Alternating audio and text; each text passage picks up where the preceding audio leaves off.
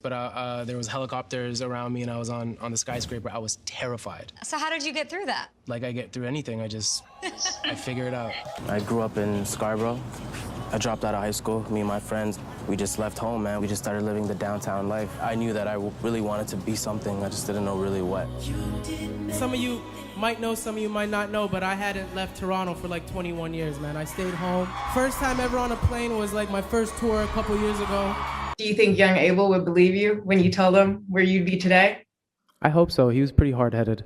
I mean, you've revealed this character to us over the past year. Can you tell me who this character is? Honestly, I have my answers, but I love people's theories and conclusions on who he is and what it means and the message he's giving.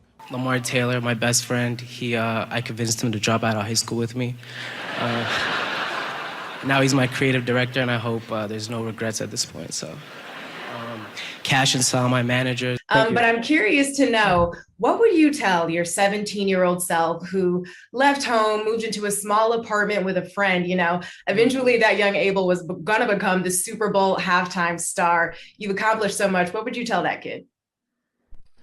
Don't quit. Just don't quit. I think we went on for about like almost a year with no pictures. Everyone's like, yo, who is this guy? Who's The Weeknd? How does he look? Nobody has that mystique anymore. There's one person that does, and that's Abel. That's The Weeknd. At the beginning of my career, because nobody knew how I looked as well.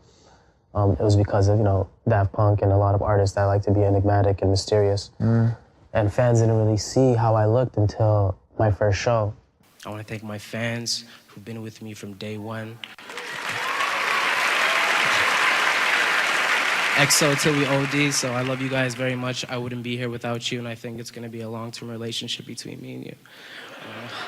Rumor has it you invested quite a bit of your own money into the halftime show. Tell me, what does $7 million buy you at Raymond James Stadium? Well, honestly, it was tough to bring the vision to life with what we had at the time. You know, we really wanted to be safe. We really thought about the players and the workers, so we built the stage within the actual stadium. You donated meals to frontline workers.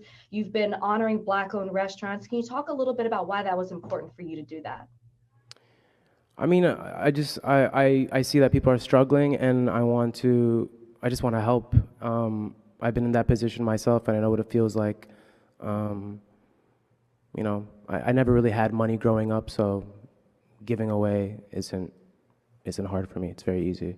The downtown life, growing up in Scarborough with my mom, who I put through hell, but she's my biggest inspiration. Thank you, Mom. Appreciate it.